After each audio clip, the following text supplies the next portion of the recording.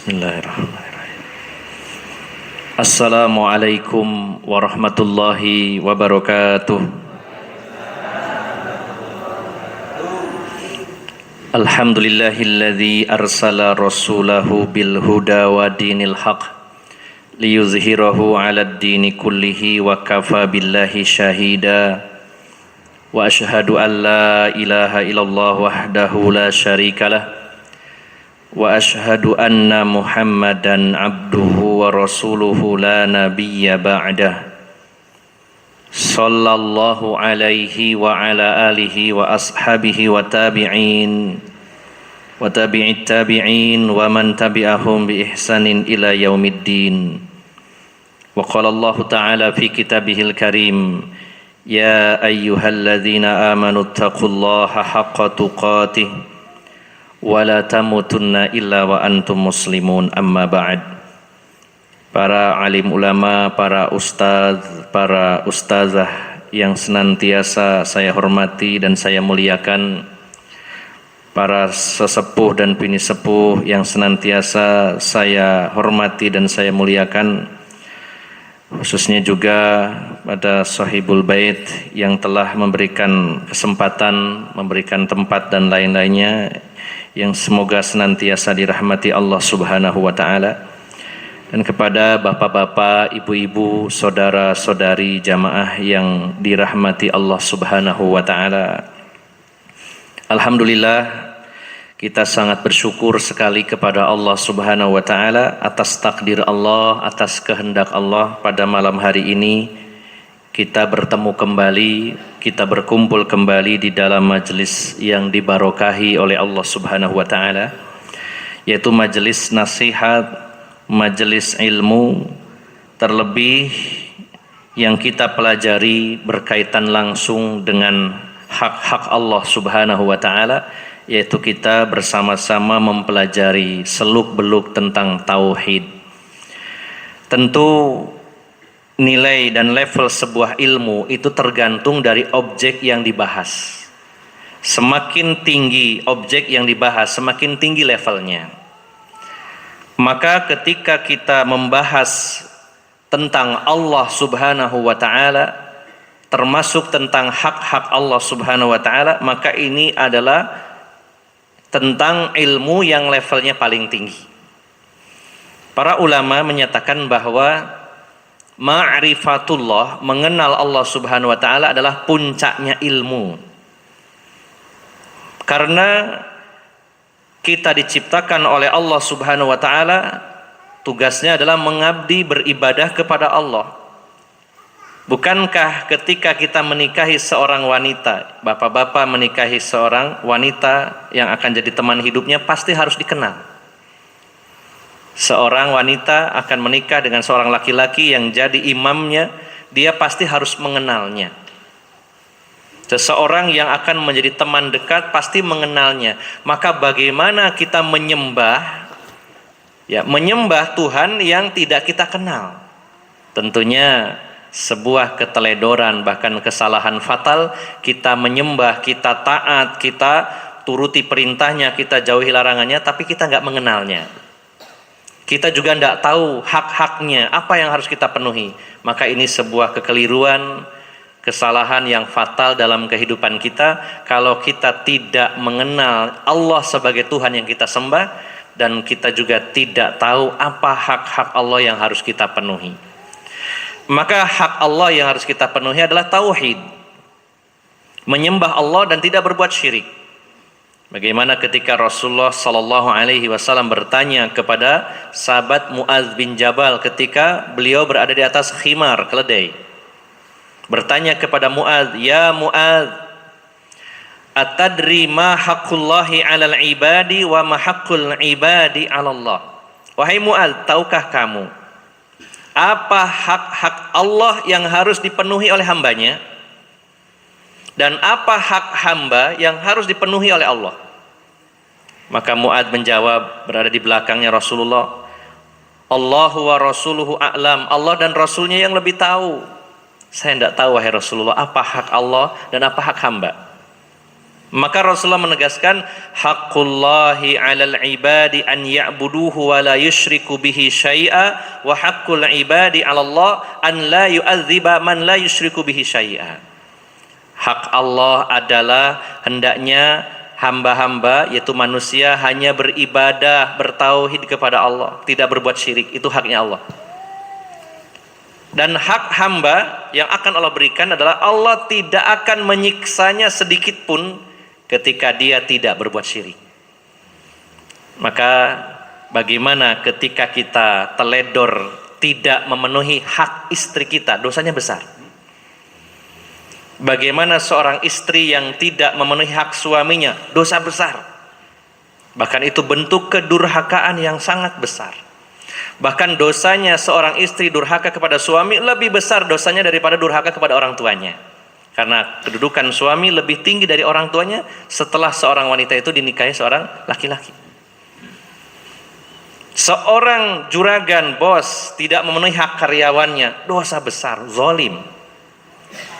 Maka bagaimana kalau kita tidak memenuhi hak Allah Subhanahu wa taala, Tuhan yang kita sembah selama ini? Maka Bapak Ibu jamaah sekalian, pada malam hari ini yang kita rutin setiap Selasa pertama, ini adalah majelis ilmu dan mudah-mudahan Allah berikan barokah yang lebih karena yang kita pelajari menyangkut hak Allah Subhanahu wa taala yaitu tauhid. Sehingga kita pilih kitab itu Kitabut Tauhid dan syarahnya adalah kitab Fathul Majid, syarah Kitabut Tauhid. Di sini saya berperan hanya sekedar membacakan, kemudian menjelaskan, menjabarkan sesuai kemampuan saya. Itu artinya kita sedang belajar bersama. Hanya saja saya diberi amanah untuk membacakan, menyampaikan, menjelaskan, dan Bapak Ibu menyimak. Jadi kita sedang belajar bersama. Mudah-mudahan Allah berikan kemudahan kepada kita untuk memahaminya dan untuk mengamalkannya. Bapak Ibu, saudara-saudari yang dimuliakan Allah Subhanahu wa taala, pada pertemuan terakhir kita sudah membahas bab tentang rasa takut dan khawatir kalau terjatuh dalam perbuatan syirik. Nabi Ibrahim, nabi pilihan, termasuk ulul azmi, termasuk nabi yang diberi gelar yaitu Khalilullah, kekasihnya Allah. Dan beliau adalah Abul Anbiya, bapaknya para nabi. Kita tidak meragukan bagaimana tauhidnya Nabi Ibrahim. Bisa terukur pada tawakalnya beliau. Kalau kita ingin tahu orang ini bertauhid atau tidak, lihat dari tawakalnya. Semakin besar tawakalnya kepada Allah, menunjukkan orang itu semakin besar tauhidnya. Semakin kecil tawakalnya, semakin kecil tauhidnya kepada Allah Subhanahu wa taala. Karena para ulama menyatakan bahwa puncaknya tauhid, puncaknya iman adalah at-tawakkul 'ala Allah, yaitu tawakal kepada Allah Subhanahu wa taala. Kita tidak meragukan tawakal dan tauhidnya Nabi Ibrahim. Bagaimana ketika beliau akan dilemparkan ke dalam api? Beliau mengatakan sebagaimana riwayat Ibnu Abbas, hasbunallah wa ni'mal wakil, cukuplah Allah penolong kami. Karena Allah adalah sebaik-baik penolong, tidak butuh yang lain. Ditawari oleh malaikat Jibril, kata Nabi Ibrahim, enggak, saya cukup Allah saja yang nolong saya. Tauhidnya tidak diragukan lagi. Tapi beliau begitu khawatir sampai berdoa kepada Allah, wajnubni wa baniya an na'budal asnam. Ya Allah, jauhkan saya dan anak keturunan saya dari menyembah berhala, dari perbuatan syirik. Nabi Ibrahim, ahlu tauhid, senior kita, khawatir dirinya berbuat syirik, begitu pula anak-anaknya. Bagaimana dengan kita? Rasulullah Sallallahu Alaihi Wasallam begitu khawatir kepada para sahabat. Kalau mereka berbuat syirik, kita tahu bagaimana kapasitas para sahabat. Manusia terbaik yang dipilih oleh Allah menjadi teman setianya Rasulullah Sallallahu Alaihi Wasallam. Generasi terbaik umat ini, sebagaimana Rasulullah menyatakan khairul quruni qarni tsummal ladzina yalunahum tsummal ladzina yalunahum. Sebaik-baik generasi adalah generasiku, Rasulullah dan para sahabat. Setelah itu generasi setelahnya dan setelahnya. Tapi Rasulullah begitu khawatir kalau para sahabat terjatuh dalam perbuatan syirik, walaupun syirik yang kecil. Maka kita seharusnya dan selayaknya serta sepantasnya harus lebih takut, lebih khawatir akan diri kita, keluarga kita, masyarakat kita dari perbuatan syirik.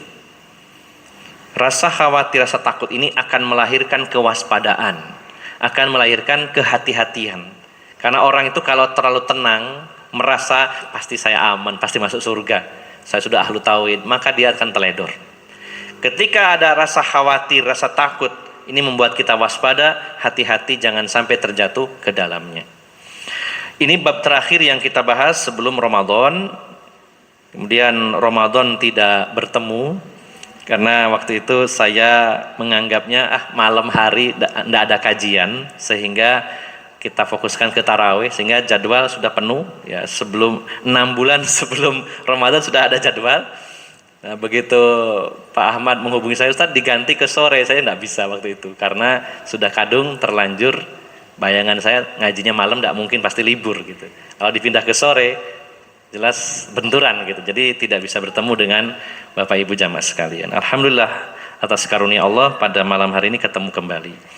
Kita akan melanjutkan bab berikutnya, yaitu babu ad-du'ai ila syahadati alla ilaha illallah. Doa di sini artinya dakwah ya. Bab tentang dakwah kepada syahadat yaitu alla ilaha illallah. Kurang lebihnya bab ini membahas tentang dakwah kepada tauhid ya, kepada dua kalimat syahadat, terutama lafaz la ilaha illallah ya. Penulis membawa satu ayat, kemudian ada dua hadis ya di sini yang akan kita bahas, satu ayat dan dua hadis. Makanya sebenarnya kitab tauhid yang asli, yang matannya itu tipis Pak, cuman segini mungkin ya. Nah, ini agak tebal sedikit syarahnya. Nah, kalau terjemahannya tebal lagi gitu Pak, lebih tebal lagi.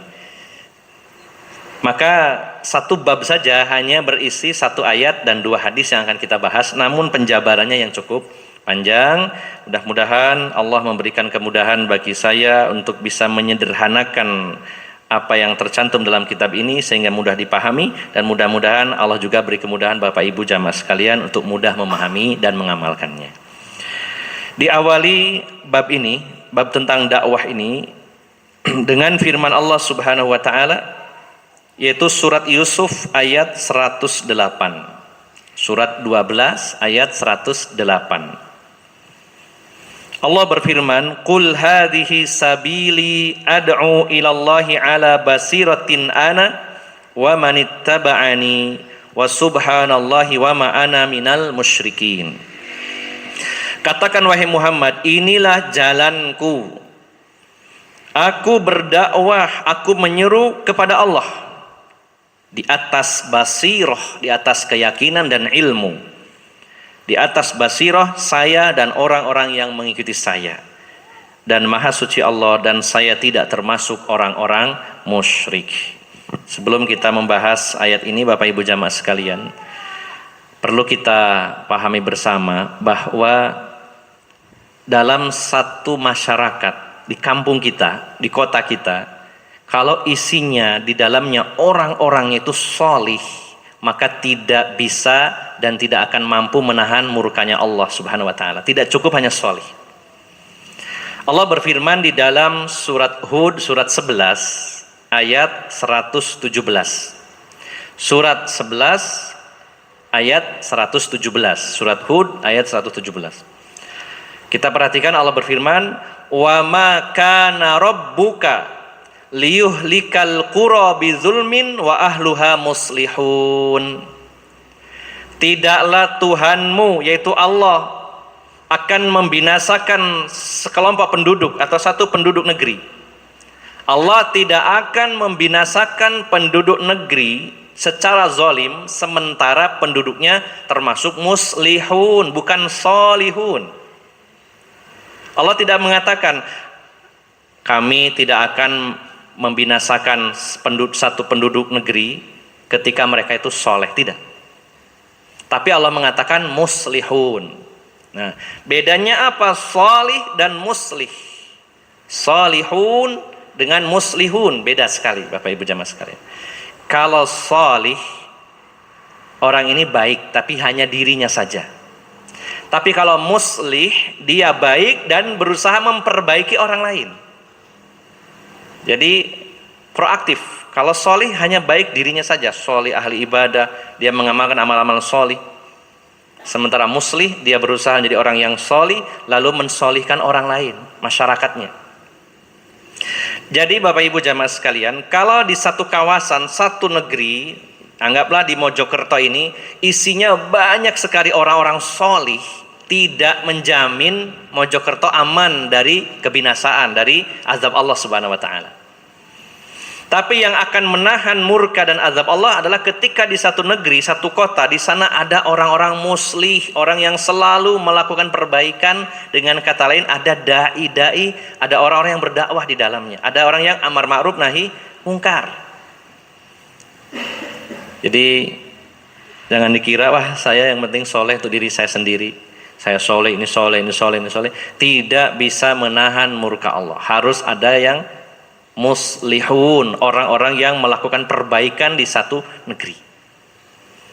Bukankah Rasulullah telah menggambarkan tentang dakwah ini, tentang amar ma'ruf nahi mungkar ini seperti sekelompok orang yang naik kapal. Kita ini Pak sekarang sedang naik bahtera kapal. Kapal ini bernama Mojokerto dalam skup yang sempit. Kapalnya bernama Mojokerto, kita penumpangnya. Kalau di dalamnya itu tercampur ada orang-orang yang solih, yang baik, ada yang tidak. Kemudian orang yang tidak solih, terutama dicontohkan Rasulullah berada di bagian bawah, di dek, di lambung kapalnya. Kalau dia ingin ngambil air laut harus naik ke atas. Ke atas baru ngambil air laut, turun lagi, naik lagi, turun lagi. Lalu mereka berpikir, daripada saya naik turun, mending saya lobangi sedikit kapal ini di bawah, tinggal lobangi. Coba yang lainnya tidak melakukan itu, tapi dia hanya diam saja. Orang yang tidak melakukan sebenarnya baik, tidak melakukan keburukan, tidak melobangi. Tapi kalau dia diam, maka akan tenggelam semuanya. Dalam satu masyarakat ini, orangnya di situ ada yang baik, ada yang tidak baik. Tapi kalau orang baiknya diam saja, nggak ada dakwah di sana, membiarkan kemungkaran, kezoliman, maka akan tenggelam semuanya. Termasuk yang soleh-soleh akan semuanya ikut. Bahkan doa-doa orang yang soleh ketika dia tidak mau dakwah ditolak oleh Allah Subhanahu Wa Taala. Nah, maka Bapak Ibu jamaah sekalian, kalau kita membahas tentang dakwah ini luar biasa. Ada belasan, mungkin bahkan puluhan keutamaan orang berdakwah. Dan dakwah ini bukan hanya tugas ustaz, para mubalik saja. Semua orang punya beban dakwah. Dakwah adalah kerja tim. Bukankah Allah telah menyatakan wal takum minkum ummatun yad'una ilal khair wa ya'muruna bil ma'ruf wa yanhauna 'anil munkar. Hendaknya ada di antara kalian ummatun, sekelompok orang, yad'una ilal khair, yang menyeru kepada kebaikan, amar ma'ruf nahi mungkar. Jadi satu tim. Di sana ada panitia kajiannya, ada ustadznya, ada jamaahnya, ada bagian konsumsinya, ada bagian publikasinya, semua satu tim. Kalau kita berpikir, sudahlah itu dakwah tugasnya ustadz, saya nggak ikut-ikutan, ini pendapat yang salah. Sesuai kemampuan masing-masing, setiap kita punya kewajiban dakwah, menjadi muslih, orang yang solih dan mensolihkan orang lain. Islam tidak mengajarkan kita jadi orang yang egois, yang penting saya masuk surga, orang lain terserah. Nah, maka bab ini pembahasan tentang dakwah, bahwa dakwah yang paling utama dan yang paling pertama adalah dakwah tauhid. Di sini penulis syarahnya menjelaskan, membawakan salah satu firman Allah dalam surat Fussilat untuk menguatkan surat Yusuf ayat 108 tadi. Surat Fussilat ayat 33, surat 41 ayat 33. Allah berfirman, "Waman ahsanu qaulan mimman da'a ilallahi wa amila shaliha wa qala innani minal muslimin." Allah bertanya, adakah orang yang lebih baik ucapannya? Ini sebuah pertanyaan yang menunjukkan sebenarnya bukan harus dijawab, tapi menunjukkan bahwa tidak ada ucapan yang terbaik. Jadi ketika Allah bertanya, adakah ucapan yang terbaik? Artinya nggak ada. Yaitu ucapan yang terbaik adalah orang yang berdakwah kepada Allah. Wa man ahsanu qawlan mimman da'a ilallah. Adakah orang yang lebih baik ucapannya dari orang-orang yang berdakwah mengajak manusia ke jalan Allah? Ini selalu diulang-ulang dalam ayat-ayat tadi, bahwa dakwah itu mengajak manusia ke jalan Allah, bukan ngajak ke partai, bukan ngajak ke ormas, bukan ngajak ke kelompok atau apa, tidak, ke jalan Allah. Partai, ormas atau apapun itu kendaraan saja, tapi mengajak dakwahnya kepada jalan Allah, mengajak manusia ke jalan Allah Subhanahu wa ta'ala. Siapakah orang yang ucapannya lebih baik dari orang-orang yang mengajak manusia ke jalan Allah dan dia sendiri beramal soleh dan mengatakan saya adalah seorang muslim? Tidak ada yang lebih baik. Jadi kurang lebihnya ayat ini kalau disederhanakan, Allah menyatakan orang yang terbaik ucapannya adalah orang yang berdakwah di jalan Allah Subhanahu wa ta'ala. Imam Hasan Basri mengatakan, beliau mengatakan di sini, Imam Hasan Basri ini seorang tabi'in. Ada 3 orang tabi'in yang sangat terkenal, dan bahkan penduduk yang mana salah satu dari tabi'in ini tinggal mengagungkan, bahkan mengatakan tabi'in terbaik. Yang pertama yaitu Sa'id ibnul Musayyib. Penduduk Madinah mengatakan beliaulah tabi'in terbaik karena tinggalnya di Madinah. Ya biasa ya, mengunggulkan orang Madinah. Kata orang-orang Madinah, para ulama Madinah, tabi'in terbaik di antara seluruh tabi'in adalah Sa'id ibnul Musayyib. Penduduk Yaman mengatakan tabi'in terbaik adalah Uwais Al-Qarni dari Yaman. Nah, juga sama. Sementara penduduk Irak, terutama yang di Basrah, mengatakan tabi'in terbaik adalah Imam Hasan Basri dari Basrah, dari Irak juga. Berarti beliau masuk nominasi tabi'in terbaik. Banyak ungkapan pernyataan beliau yang merupakan kata-kata mutiara dan itu sangat luar biasa, sangat dalam maknanya. Nah, beliau mengatakan tentang ayat ini tadi, siapakah orang yang terbaik ucapannya dari orang yang berdakwah? Beliau mengatakan, ini sebenarnya sesuatu yang menggiurkan bagi kita kalau kita mau terjun di medan dakwah. Beliau mengatakan, hadza habibullah, orang yang berdakwah itu adalah kekasih Allah Subhanahu wa ta'ala. Hadza waliyullah, orang yang berdakwah itu adalah wali-wali Allah Subhanahu wa ta'ala. Hadza safwatullah, orang yang berdakwah itu adalah orang pilihan Allah. Hadza khairutullah, orang yang berdakwah itu adalah orang yang terbaik dalam pandangan Allah. Hadza ahabbu ahlil ardi ilallah, dan orang yang berdakwah adalah orang yang paling dicintai Allah di muka bumi ini. Di antara seluruh penduduk bumi, yang paling dicintai Allah adalah orang-orang yang berdakwah di jalan Allah Subhanahu wa ta'ala. Ajaballahu fi da'watih, Allah akan menjawab, mengabulkan doa-doa orang yang berdakwah di jalan Allah Subhanahu wa ta'ala. Masya Allah. Jadi Bapak Ibu jamaah sekalian, hendaknya kita ini bahasa Jawanya ngiler ya. Oh enak ya, pingin dakwah saya. Bukan, oh harus jadi ustadz, bukan. Dakwah Pak. Ustadz hanya salah satu komponen dari dakwah. Dengan ilmu, menyampaikan ilmu, tapi dakwah bukan hanya ceramah. Dakwah itu sangat luas Bapak Ibu jamaah sekalian. Bahkan berapa banyak dakwah yang berhasil dengan izin Allah Subhanahu wa ta'ala bukan dengan ceramah tapi dengan perbuatan. Dan Rasulullah mencontohkan kepada kita dakwah dengan lisan beliau, dakwah dengan pedang beliau, dakwah dengan amal baik beliau, dengan akhlak beliau.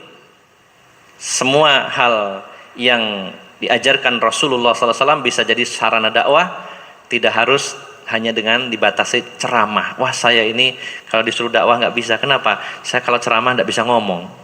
Ya, kalau ngobrol sama teman-teman itu ngomong semalaman kuat, tapi suruh di mimbar, di meja, wis demam panggung, bingung, keringat jagung-jagung. Jadi saya nggak bisa dakwah kalau begitu. Dakwah bukan hanya ceramah Bapak Ibu jamaah sekalian. Ya, panjenengan cukup mampir ke rumah temannya, ayo melo ngaji ya, nangkono. Di rumahnya Ibu Hajah Nasuha, Pak Abarori ngajak, itu dakwah. Kita tidak mampu menceramahinya, ngajak orang tuh datang ke tempat ceramah. Ya.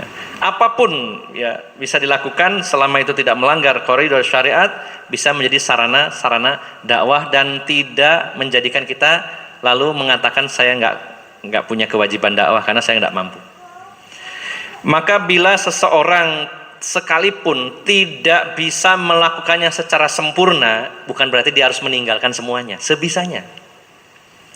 Karena begitu menggiurkan Bapak Ibu jamaah sekalian, ya. Kalau kita ambil bagian dari dakwah ini, Allah mengatakan siapakah orang yang terbaik ucapannya dari orang yang berdakwah. Nanti di salah satu hadisnya bagaimana Rasulullah memberikan motivasi tentang orang yang berdakwah. Akan kita bahas insya Allah. Nah, ini sebagai mukadimah saja Pak dari bab ini, bahwa dakwah itu begitu menggiurkan, begitu besar pahalanya, begitu besar kebaikannya, begitu besar keutamaannya. Ya. Maka kita harus punya niat yang kuat. Saya harus terjun di dunia dakwah, apapun bagian saya. Tidak harus selalu jadi ustadz atau penceramah. Masih banyak sisi-sisi yang bisa kita masuki di dalamnya.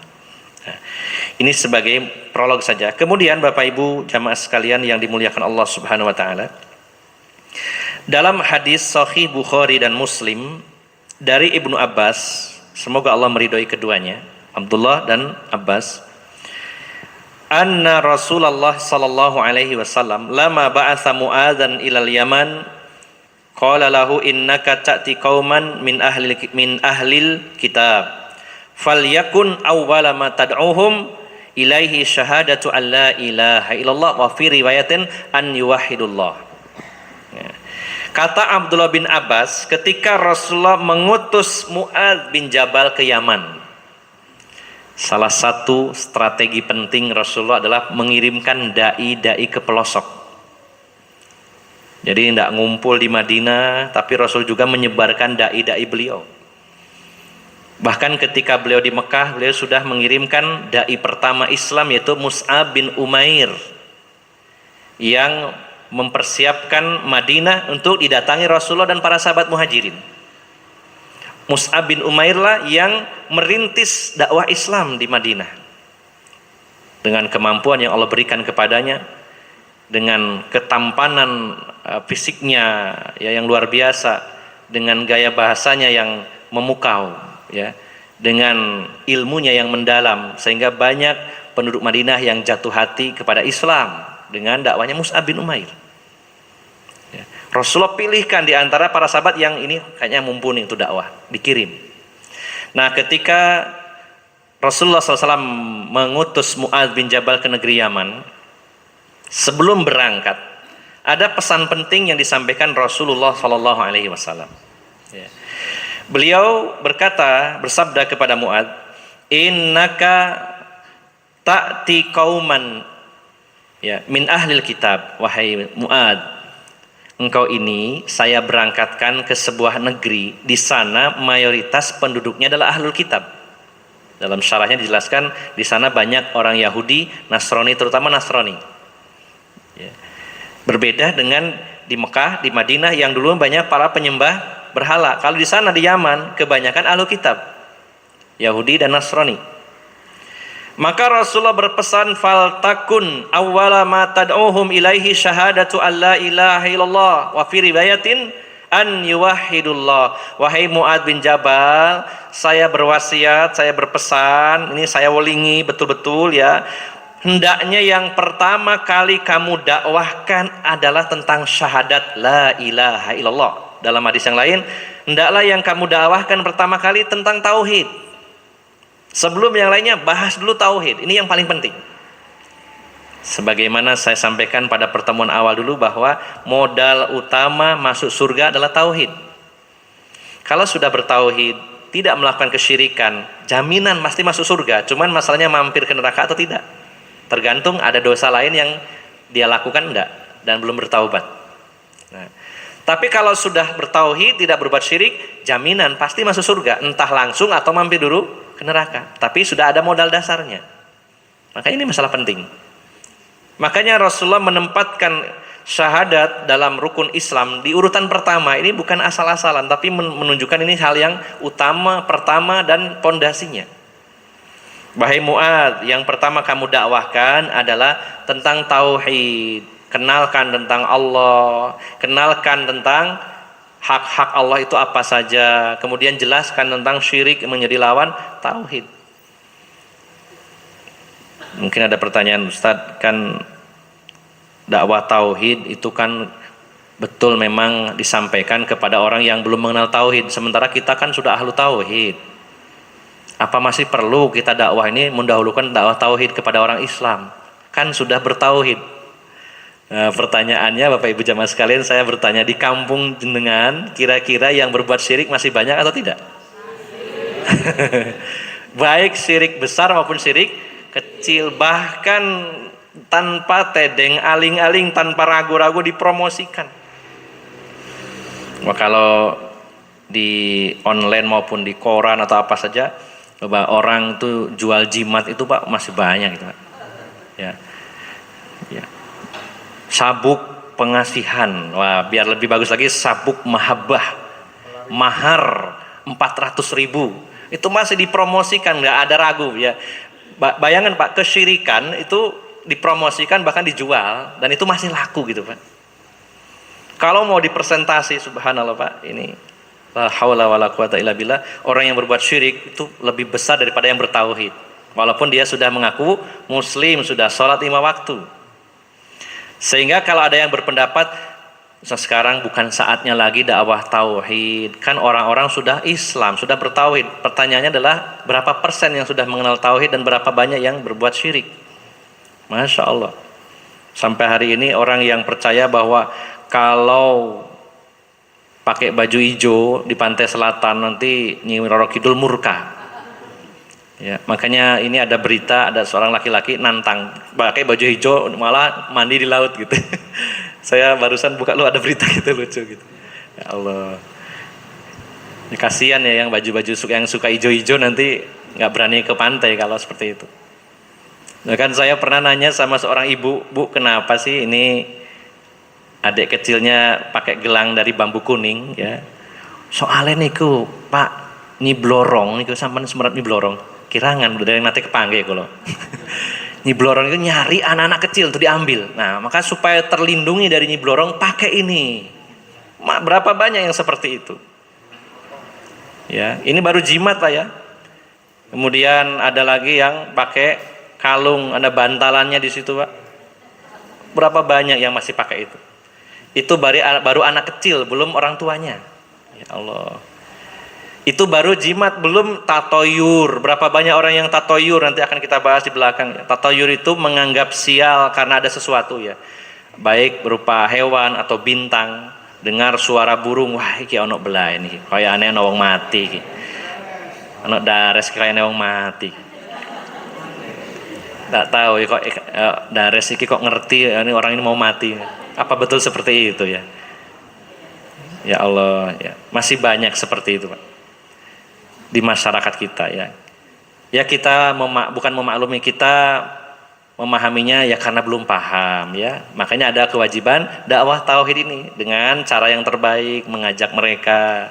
Termasuk saya dan panjenengan ini juga sedang belajar mencari tahu mana sih syirik ini. Coba yang datang ke dukun, waduh Pak masih banyak gitu Pak. Subhanallah. Saya pernah jualan mie ayam itu, punya warung di dekat Ajinomoto dulu itu.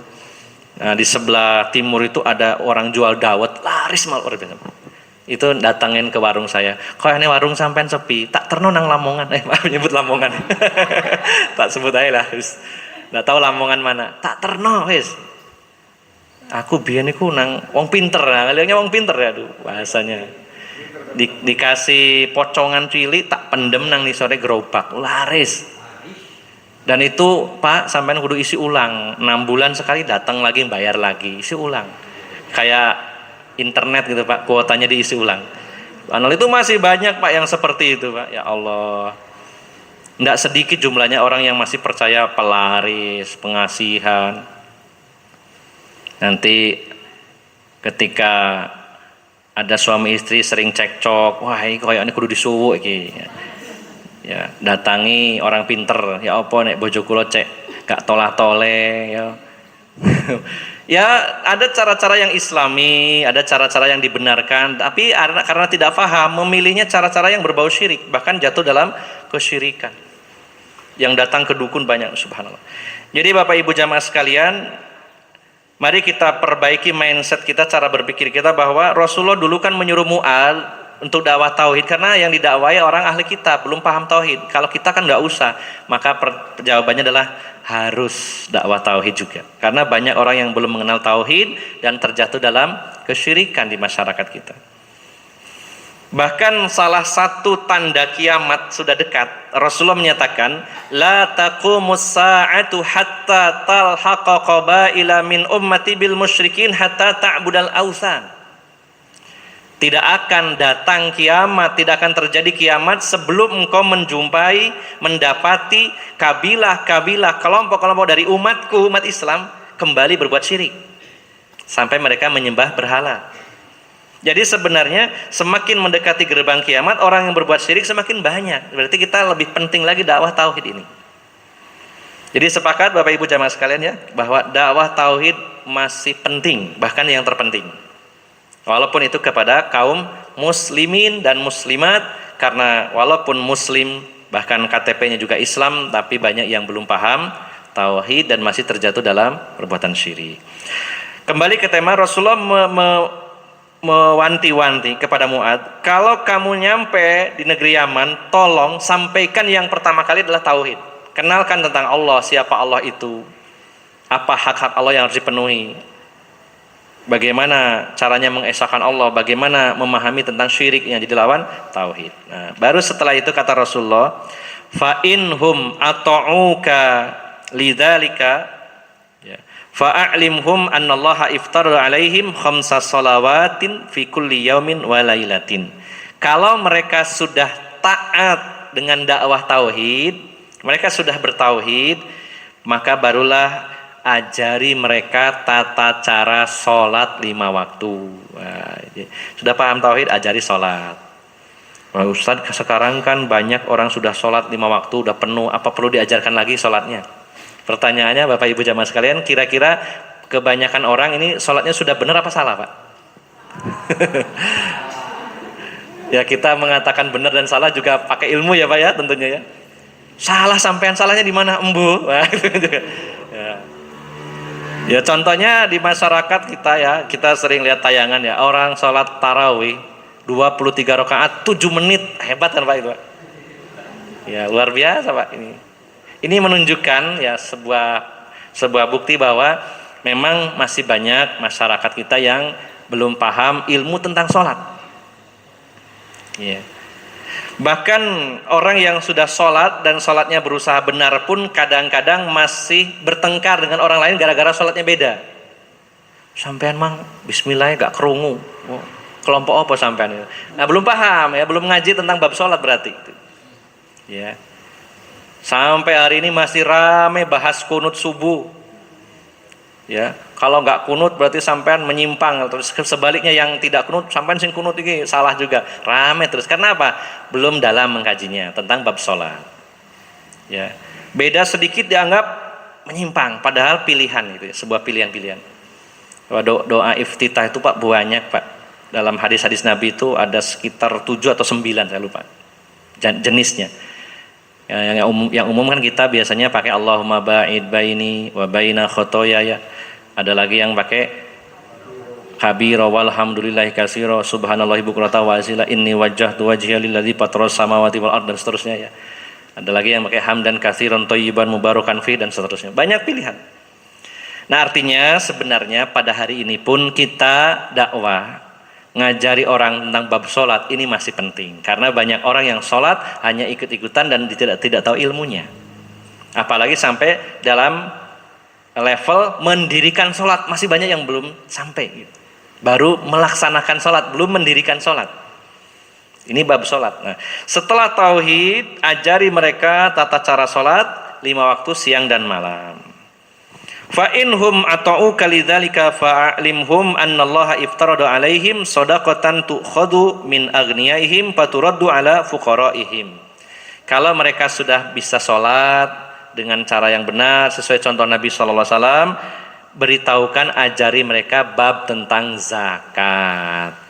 Yang diambil dari orang-orang kaya diberikan kepada fakir miskin. Atau dalam zakat mal ada 8 golongan yang menerima jatah zakat mal, ya.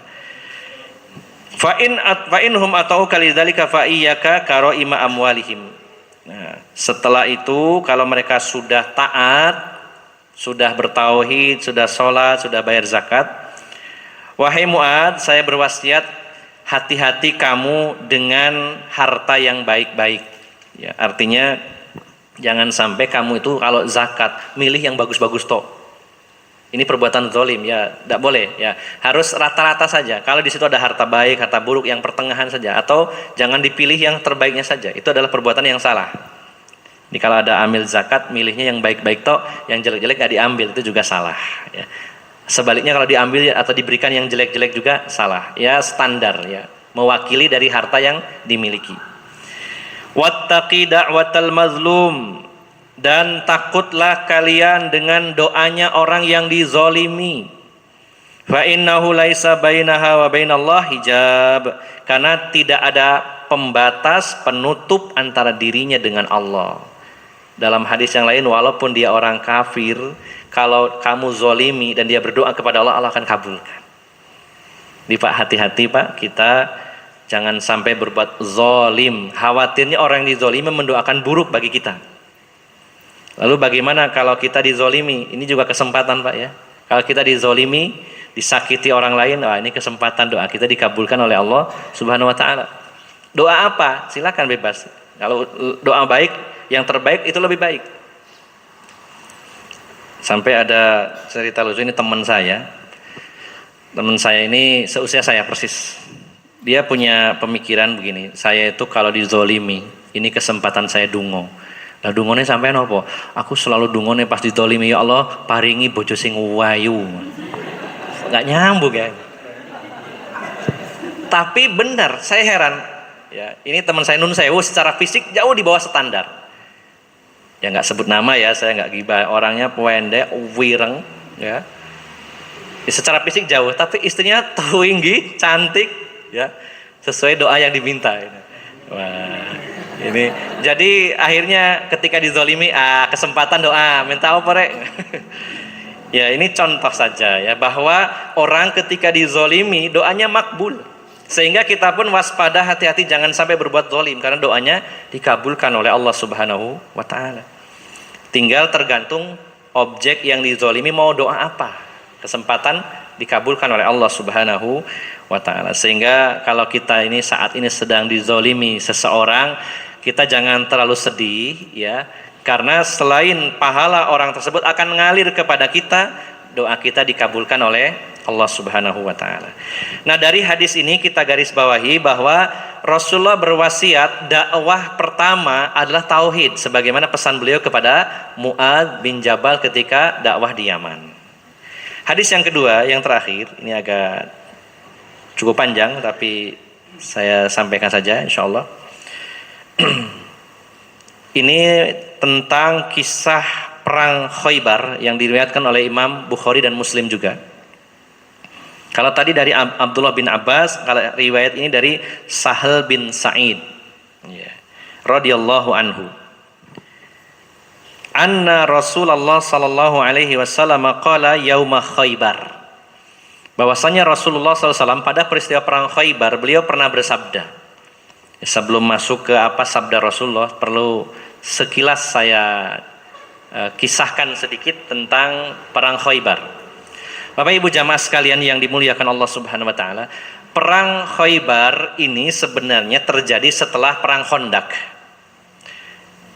Jadi kita tahu bahwa perang Khandaq atau perang Ahzab, Madinah dikepung 10.000 pasukan musuh.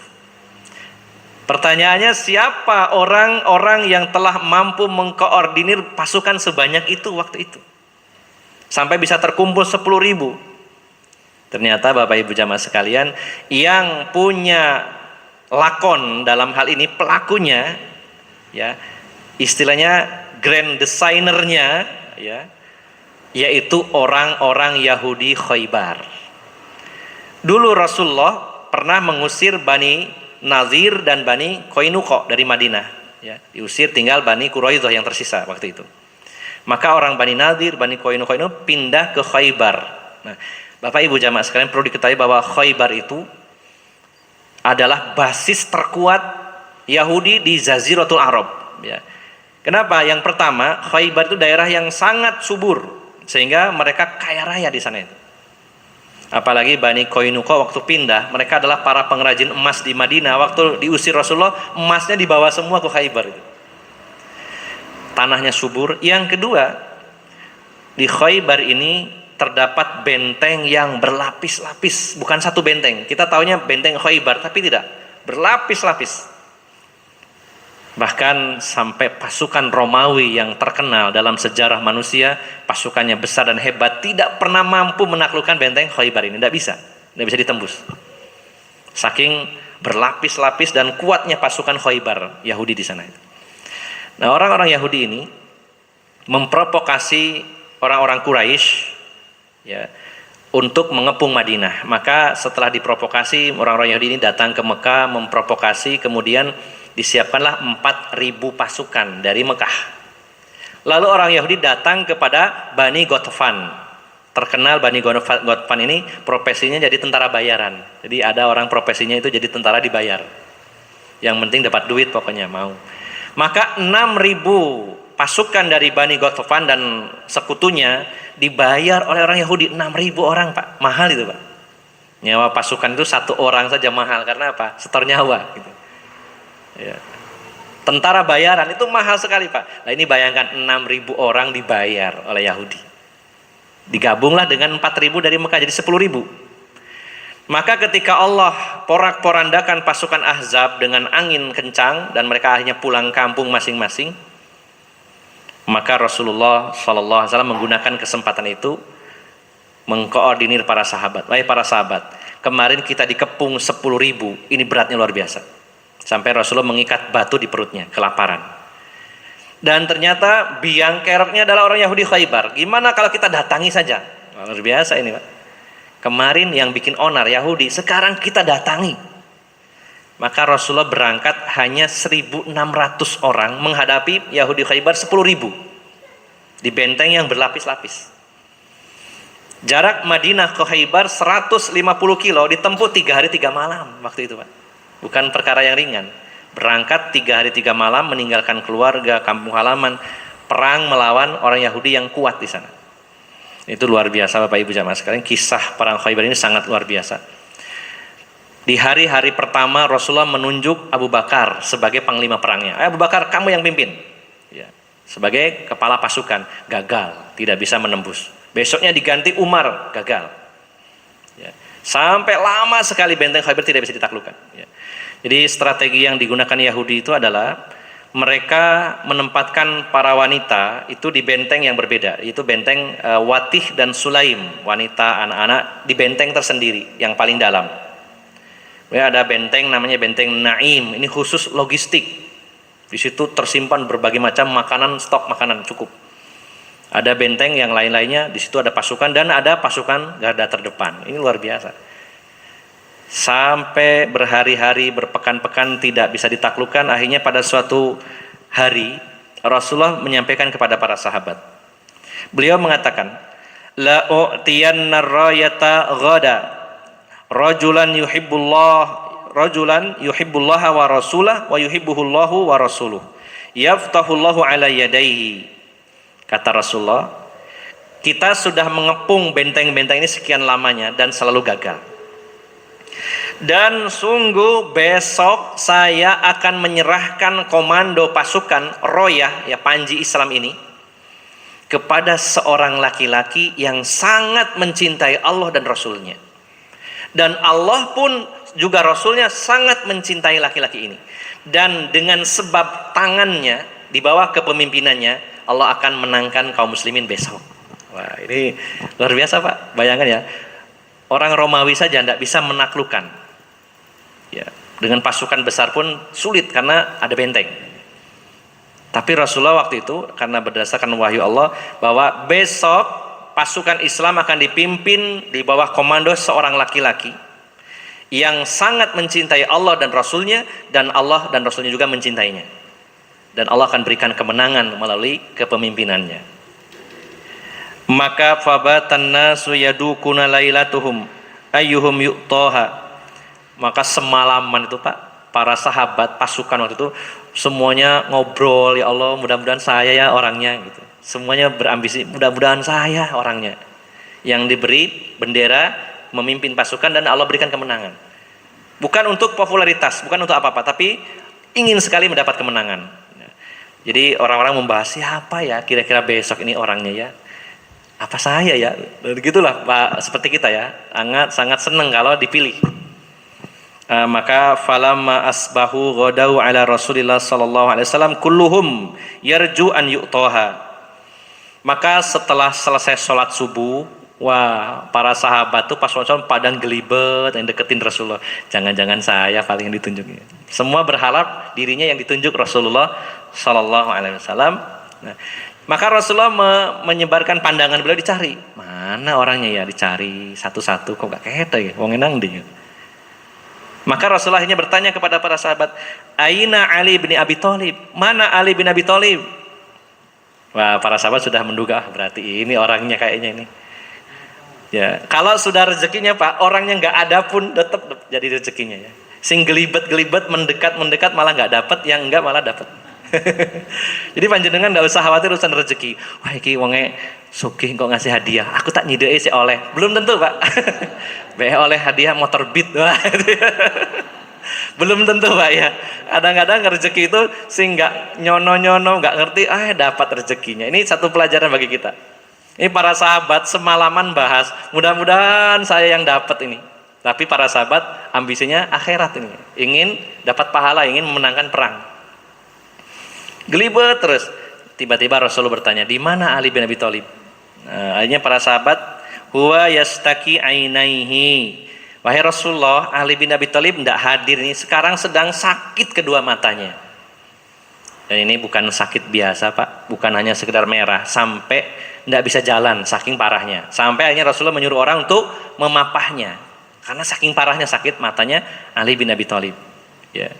Maka Rasulullah mengutus orang, bawa dia ke sini. Dibawalah ke hadapan Rasulullah sallallahu alaihi wasallam, fabasaqa fi ainihi wa da'ala fabaro'a ka'allam yakun bihi wajah. Maka setelah mendekat Rasulullah dipanggil, "Wahai Ali, sini mendekat." Lalu kedua matanya diludahi Rasulullah. Ya, lalu didoakan, seketika itu sakit sembuh seperti tidak sakit sama sekali. Langsung sembuh, Pak. Wah, mari ngono aku tak niru rek, ngono ngomong ngomong. Siapa yang sakit mata, mumpung mari mangan pete gitu. Waduh, bahaya ini. Ya, air ludahnya Rasulullah ya mandi, ya doanya Rasulullah mandi ya, tapi bukan berarti kita tidak ada kesempatan ya. Memang bisa saja orang dikabulkan doanya dengan sebab ruqyah, dia baca ruqyah kemudian disebul wah, sembuh, bisa jadi ya. Tapi kalau Rasulullah ini terbukti ya, langsung sembuh saat itu juga. Lalu setelah itu fa'atahur royah, lalu Rasulullah memberikan bendera ini, wahai Ali, hari ini kamu saya beri amanah menjadi komandan pasukan, saya beri panji ini. Nah, tapi sebelum itu, sebelum berangkat, Rasulullah berwasiat, berpesan. Apa yang dipesankan Rasulullah? Unfud ala rislika hatta tanzila bisahatihim. Wahai Ali, bawalah pasukan ini, pergilah kamu dengan perlahan-lahan, gak usah gerusa-gerusu, pelan-pelan, santai ya. Berangkat menuju benteng Khaybar, ndak usah gopo, tergesa-gesa, apalagi panik, tenang, berangkatlah dengan tenang ya. Dan sampailah kalian ke medan perang mereka. Summa du'uhum ilal Islam. Lalu ya, kalau sudah sampai di benteng Khaybar, kamu dakwah dulu, jangan perang langsung, nggak main gasak, tapi dakwah dulu, dakwah dulu, barangkali dapat hidayah. Kata Rasulullah, ajak mereka kepada Islam dulu. Subhanallah ya Pak. Jadi Islam itu begitu indah ya, perang itu nggak main gasak, datang perang, didakwai dulu. Orang-orang Yahudi, Ayo masuk Islam, wis gak usah perang-perang, sampean melebu Islam aman wis. Bahasa kitanya ya. Daripada rame-rame wis sampean melebu Islam aja wis. Lalu Rasulullah berpesan, fa'akhbirhum. Nah, ini yang kita garis bawahi. Fa'akhbirhum bima yajibu alaihim min haqqillahi ta'ala fi. Beritahukan kepada mereka tentang kewajiban mereka memenuhi hak Allah Subhanahu wa taala, itu tauhid. Dakwahi mereka dengan dakwah tauhid. Ajak mereka kepada Islam, dakwahi tauhid. Subhanallah, ini dalam kondisi perang, Pak. Dakwah tauhid. Disuruh Rasulullah dulukan itu. Lalu Rasulullah menutup sabdanya, fa wallahi la an yahdiyallahu bika rajulan wahidan khairul laka min humrin ni'am. Demi Allah, ya demi Allah, seandainya ada satu orang, Pak ya, satu orang, seandainya satu orang mendapat hidayah Allah dengan sebab kamu, ya, karena sebab kamu dakwah, lalu ada satu orang dapat hidayah, maka itu lebih baik dari unta merah. Nah, unta merah itu pada saat itu adalah harta yang termahal, Pak, saat itu. Nggak ada yang bisa mengalahkan harganya unta merah. Jadi jangan dikira unta itu murah, Pak ya. Beberapa, mungkin sekitar 10 tahun yang lalu itu ada promosi kurban unta. Itu unta yang paling kecil, paling murah. Itu waktu itu masih 25 juta waktu itu, Pak. Itu yang paling jelek, paling rendah. Sampai sempat Abah Mubayin itu takmir Masjid An-Nur, Ustadz, ada nggak WA-nya, saya pingin kurban unta untuk jamaah An-Nur gitu ya. Soalnya nopo, pingin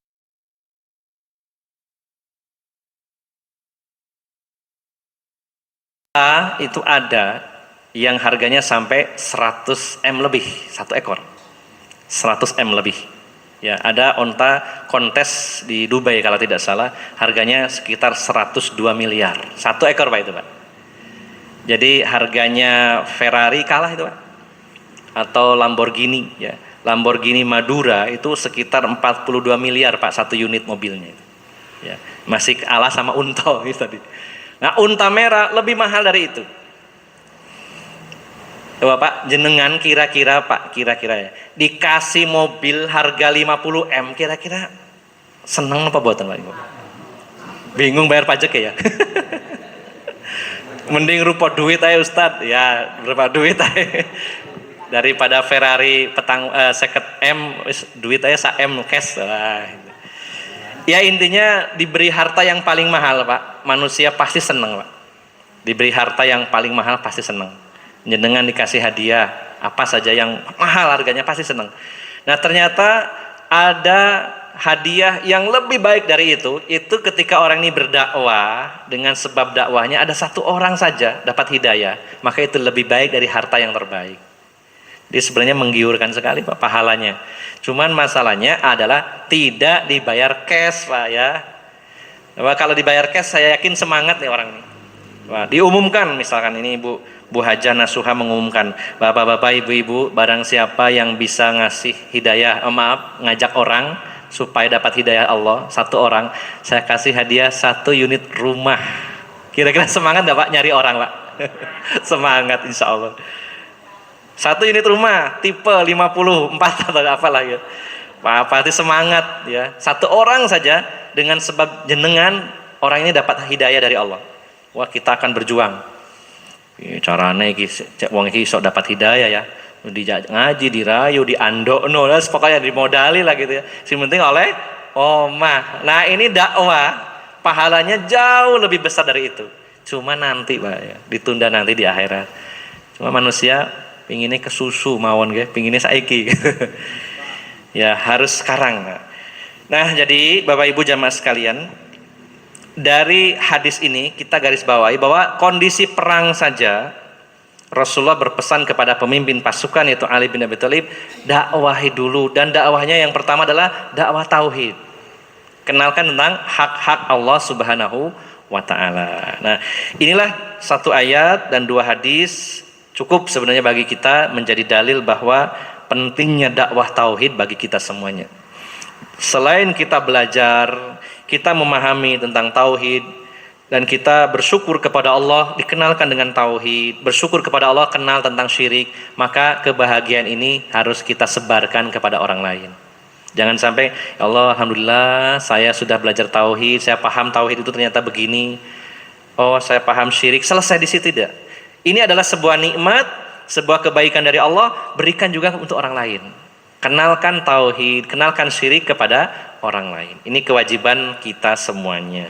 Maka kesimpulannya Bapak Ibu jamaah sekalian, bab ini adalah bab menunjukkan tentang pentingnya tauhid, bahkan sampai tema-tema dakwah yang paling dikedepankan dan didahulukan adalah tema-tema tentang tauhid. Dan mudah-mudahan kita semuanya menjadi ahlu tauhid, dilindungi oleh Allah Subhanahu wa taala dari segala macam kesyirikan, dan semoga diberikan semangat untuk mendakwahkan tauhid sehingga mendapatkan pahala yang lebih baik dari unta-unta merah atau dari harta yang termahal pada saat ini. Semoga bermanfaat. Mohon maaf atas segala kekurangan. Aqulu qauli hadza wa astaghfirullah li wa lakum. Wa akhiru da'wana anilhamdulillahi rabbil alamin. Barangkali ada yang ditanyakan, insyaallah masih ada sedikit waktu. Bila kurang jelas, monggo disampaikan.